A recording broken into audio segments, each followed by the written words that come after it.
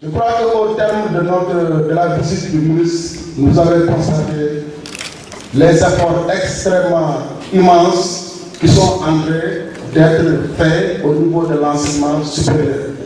Ces efforts sont possibles grâce à l'engagement de M. le ministre de l'Enseignement supérieur, le professeur Maritonia, qui est en train de mettre en œuvre la vision du président de la République dans le domaine de l'enseignement supérieur.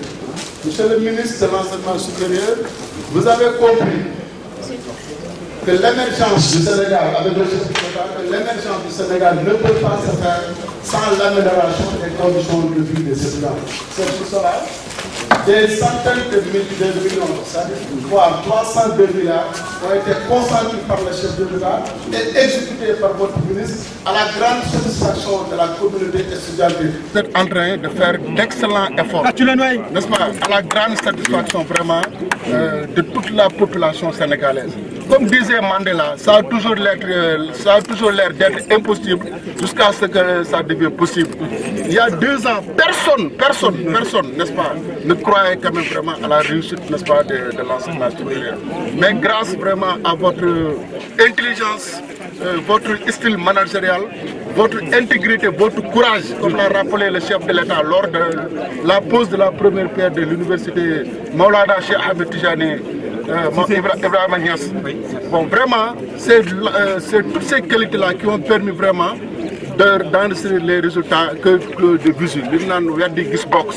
Et donc, nous vous remercions, nous vous félicitons. Alors, je dirais que, monsieur le ministre, vous avez été évalué à 3 niveaux. Le premier niveau, c'est que vous avez été évalué parce que vous avez décliné ce que vous alliez faire dans le cadre de votre vision. Elle était pertinente. La deuxième évaluation que vous avez suivie, c'est vous avez dit comment vous allez le faire. La stratégie de mise en œuvre, vous l'avez décliné également et c'était également pertinent. Et enfin, maintenant, nous sommes dans la phase d'évaluation du bilan, en quelque sorte mi-parcours, parce que l'échéance n'est pas terminée. Mais un intellectuel, quand il évalue, il ne dit pas « vous aviez promis ça, vous ne l'avez pas fait ». Un intellectuel, quand il évalue, il dit « pourcentage de réussite ». Car par rapport, vous l'avez appris, chers étudiants à l'école, entre la consigne et le signal qui est développé, il y a toujours un écart. Il y a toujours un écart, vous savez parfaitement. Donc, nous sommes dans le cadre de cette évaluation-là, et évaluons donc en termes de bilan. Nous avons apprécié l'ensemble des réalisations. 2 choses m'ont personnellement séduit. C'est d'abord ce que nous avons vu au niveau du laboratoire qui a été développé au niveau des fermes agricoles. Vraiment excellent. Ça, franchement, il faut le souligner. Et deuxième chose qui m'a également plu, c'est l'équipement des laboratoires pour le complexe sportif. Vraiment, ça, c'est vraiment des choses à noter. L'effort de réalisation de l'État que nous pouvons toucher du doigt. Je n'ai pas besoin de revenir sur ce que nous avons vu ensemble. Mais je crois que les efforts consentis en termes de financement, d'investissement sont extrêmement importants et nous devons saluer cela et féliciter le gouvernement et à travers monsieur le ministre, féliciter le président de la République. Je crois que c'est extrêmement important. Et j'ose espérer avec le laboratoire, avec même tout ce centre d'études et de recherche sur la drépanocytose, que nous avons là une structure qui va s'offrir et offrir des services à la communauté, pas seulement de Ngalel, de Saint-Louis, mais à la communauté du Sénégal, pour dire le mot. Je pense que c'est extrêmement important et au-delà du Sénégal de l'Afrique. La deuxième chose, ou la troisième, c'est la participation des étudiants. Moi, j'ai découvert avec beaucoup de plaisir le village N, bien fleuri, bien entretenu. J'estime que là, il y a tout le sens de la nouvelle conscience que nous devons imprimer à nos étudiants. C'est-à-dire, quelle est leur part de participation dans la construction de leur université. Comprendre que leur université, c'est leur université. Le pavillon qu'ils habitent, c'est leur pavillon, c'est leur chez-soi. Et qu'ils doivent construire dans ce chez-soi un bien-être pour mieux apprendre et pour mieux servir leur nation. Je pense que c'est important à saluer, il faut les en féliciter. Et monsieur le recteur, je voulais dire sur cela, articuler le besoin et la nécessité du dialogue social à renforcer. Articuler le campus social, j'allais dire au campus pédagogique. Bâtir et renforcer le dialogue social pour que les gens comprennent, aussi bien les acteurs internes qu'externes, que l'université n'est pas l'université de l'État, c'est l'université de la communauté et de la collectivité pour qu'elle soit au service de cette collectivité. Je voulais, en vous encourageant, tout simplement rappeler le conseil que le père de la Constitution française, M. Debré, avait fait à des étudiants en sciences politiques, qui venaient lui dire quel est le secret d'un homme d'État qui réussit. Donnez-nous 3 secrets. Il lui dit le premier secret, c'est le terrain. Il revient, il lui dit le deuxième secret, il lui dit c'est le terrain. Le troisième, c'est le terrain. Parce qu'aujourd'hui, en faisant le terrain, vous gagnez une chose, vous gagnez une communication, et c'est fondamental. Il faut vous demander, monsieur le ministre, pourquoi parfois les étudiants ne sont pas d'accord. Ils ne sont pas d'accord parce que tout simplement, ils ne sont pas souvent associés. Mais ils ne sont pas d'accord également parce que ceux qui sont associés ne jouent pas le relais à démultiplier à la base. Mais ils ne sont pas d'accord également parce qu'il faudra qu'on leur montre que l'étudiant qui vient, parce que tout ce que nous sommes en train de faire, la centralité, c'est l'étudiant. Il faut que l'étudiant comprenne en allant à l'université qu'il ne peut pas trouver une luxe qu'il ne trouverait pas chez nous. Nous, étudiants à 90, 91 qui sont sortis, mais quand je rentre dans une amphithéâtre comme ça, mais la question que j'ai envie de me poser, c'est qu'en termes d'enseignement supérieur, pas qui dit mieux, mais qui fait mieux que le Sénégal actuellement. Je pense qu'au web des guises beaucoup. On a été, on a vu, et je pense que l'essentiel pour nous aujourd'hui, c'est la duplication de l'information. À Saint-Louis, nous avons vu, remarqué, constaté beaucoup d'innovation, beaucoup d'engagement, beaucoup de détermination de la part de chaque catégorie d'acteurs, que ce soit les enseignants ou les étudiants. Je pense que c'est des cas de bonne pratique à capitaliser et à partager pour toutes les autres universités sénégalaises. Vous travaillez pour nous parce que nous avons mis à votre disposition, entre vos mains, l'éducation de ceux qu'on a le plus cher au monde, nos enfants. Mais aujourd'hui, après avoir vu et entendu, nous sommes très rassurés. Je vais me répéter pour dire que vous êtes en train de nous préparer une vieillesse paisible. Car un père de famille, s'il ne pense pas vraiment, ou s'il pense qu'il n'y a pas assez de nuages dans l'avenir de ses enfants, là il va passer de bonne vieillesse. Monsieur le ministre, nous sommes très contents. Nous vous apprécions beaucoup de par votre pilotage. Nous vous apprécions beaucoup de par votre vision. Nous vous apprécions beaucoup de par votre détermination. Monsieur le recteur, ma fille est étudiante ici chez vous. Elle est en agro-éco. Je l'ai accompagnée durant 2 mois en stage à Thiès.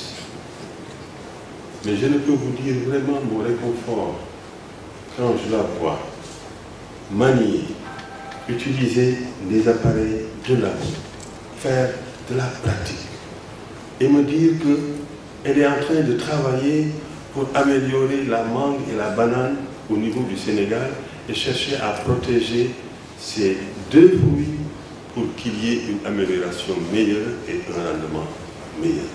Je me dis alors que celle-là, cette toute petite, va être beaucoup plus utile pour moi demain pour le Sénégal.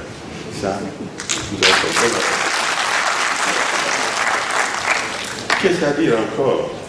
Moi, je pense qu'il ne reste maintenant qu'à demander aux enseignants d'enseigner, aux étudiants d'apprendre pour qu'on ait vraiment une université de réussite.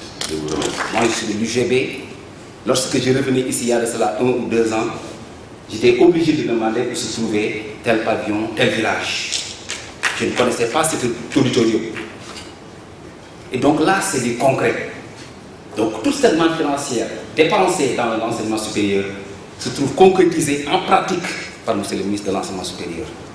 Et là, je pense que c'est ce que c'est un don très important pour la croissance, pour l'émergence du pays. En dépit de tout, l'Université Gaston Berger se porte assez bien et reste une université d'excellence. Comme avait dit notre ami Soyinka, le tigre ne proclame pas sa tigritude, donc il faut illustrer.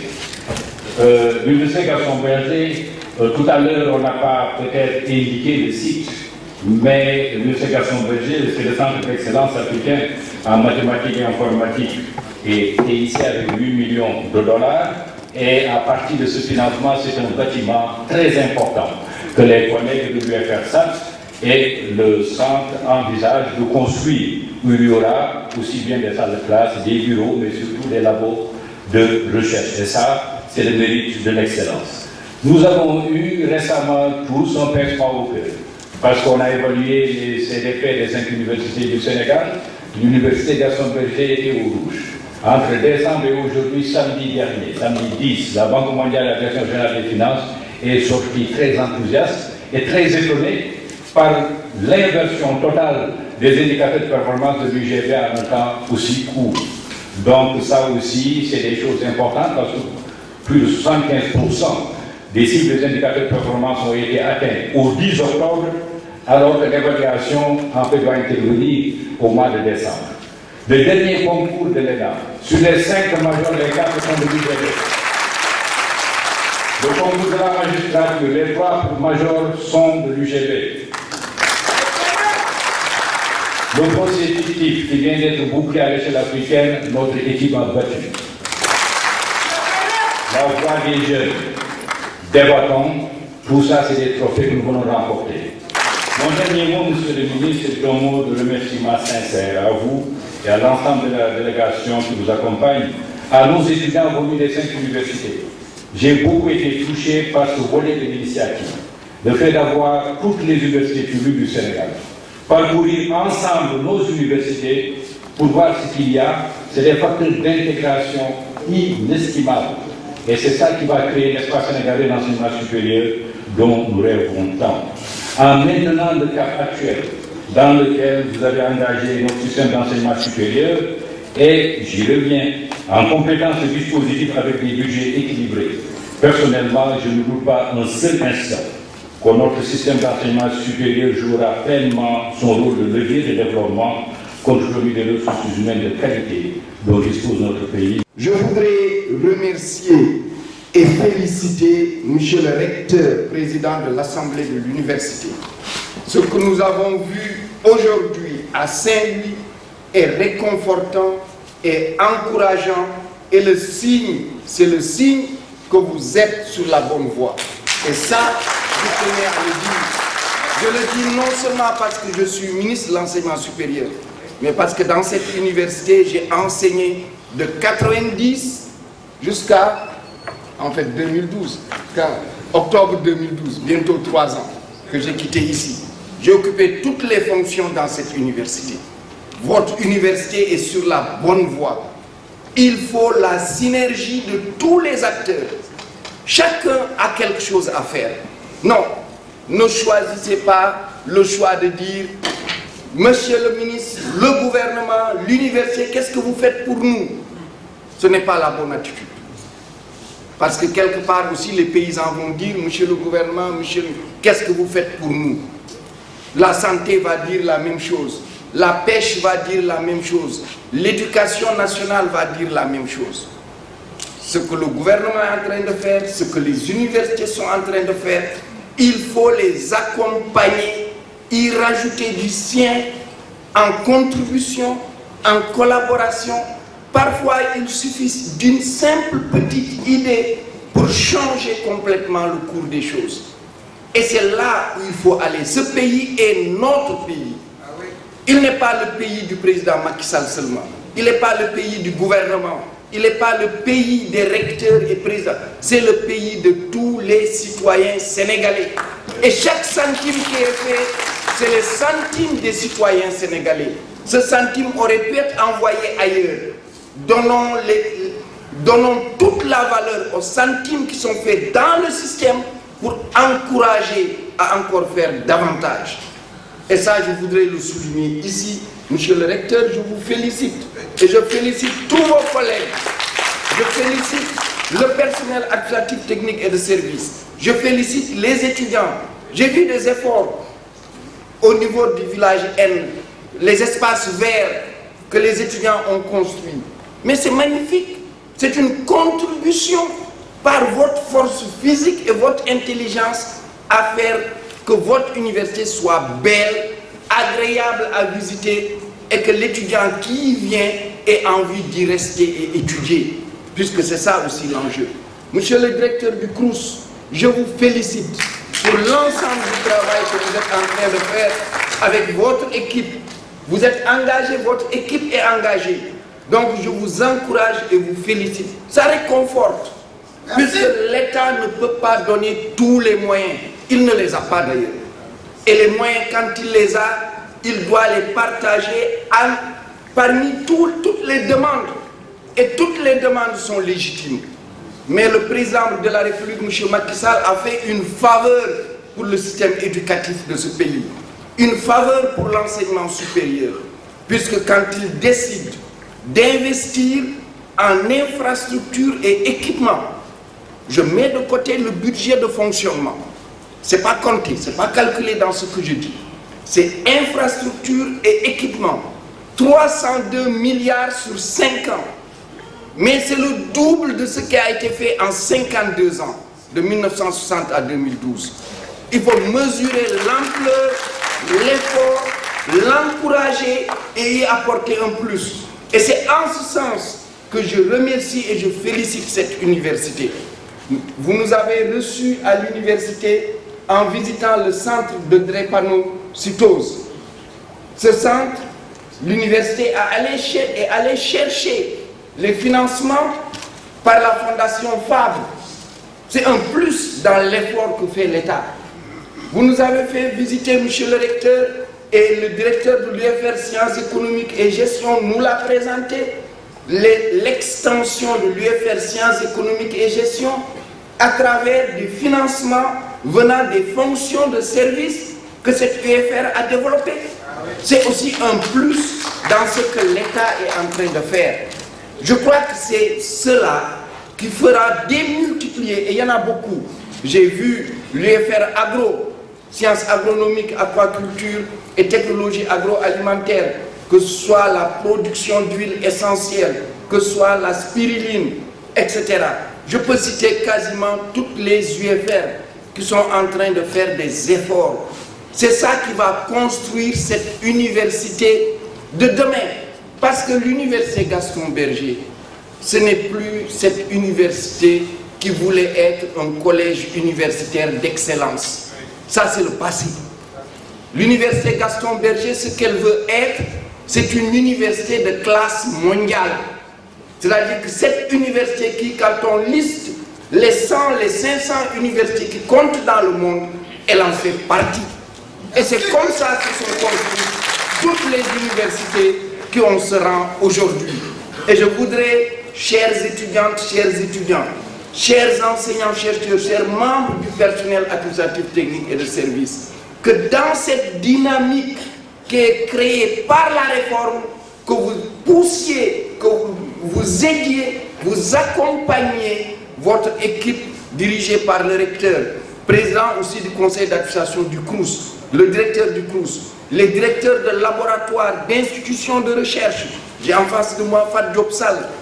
Tout le monde sait tout le travail que son équipe abat sur la question genre. Mais je suis fier quand on me dit que c'est professeur Fat Diop Sall qui pilote telle ou telle chose. Mais ça, je voudrais vraiment vous dire, participons ensemble à relever les défis et à vendre votre université ce qu'elle fait. Notre pays est en train de franchir des pas gigantesques. Mais quand on se lève le matin, on vous dit comment ça va. Mais au moins dites que ça va. C'est un problème culturel du Sénégal. C'est un problème culturel que nous avons. On oublie cela. Ce pays, tous les indicateurs, on parle de Mo Ibrahim, doing business, ainsi de suite. Dans tous les indicateurs, le Sénégal est en train de monter et d'être au moins dans le top 10. Moi, je plaide pour un autre indicateur qu'on ne cite pas souvent. C'est l'indicateur de l'innovation qui est sorti tout récemment par l'Organisation mondiale de la propriété intellectuelle. Le Sénégal est classé 6e pays africain devant un pays comme le Kenya. Et les 3 pays africains qui ont fait le plus de progrès, c'est le Sénégal, c'est l'Afrique du Sud et l'île Maurice. Mais qui dit innovation dit émergence économique. Donc nous sommes bel et bien sur la voie de l'émergence économique. Être sur la voie de l'émergence ne veut pas dire qu'il n'y a pas de problème. On en a beaucoup. Mais on en règle beaucoup. Et chaque fois qu'on en règle un, soyons satisfaits de ça.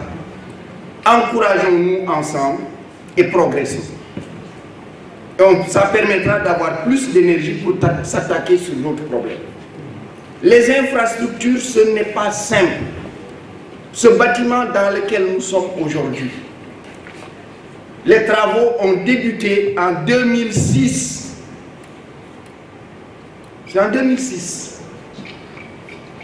Il a fallu un effort important du ministère de l'Enseignement supérieur qui a dégagé dans son budget, qui a réaménagé son budget pour que les ressources soient mises à la disposition de l'Agence des constructions, bâtiments et édifices publics. Le bâtiment est terminé. Je pense que quand on évalue qu'est-ce qu'il apporte à l'UGB, c'est plus de 30% des ressources pédagogiques de l'UGB qui sont augmentées. Mais ça, c'est un effort de l'État. Nous n'avions pas d'amphithéâtre de 1000 places. Nous n'avions pas ici à l'UGB d'auditorium de 1000 places. Désormais, l'UGB a un amphi de 1000 places, a un auditorium de 1000 places, a une vingtaine de salles qui sont des salles de cours de TD, de TP. L'UGB a réceptionné 4 salles de TP, 4 salles informatiques. Elle va en réceptionner 12.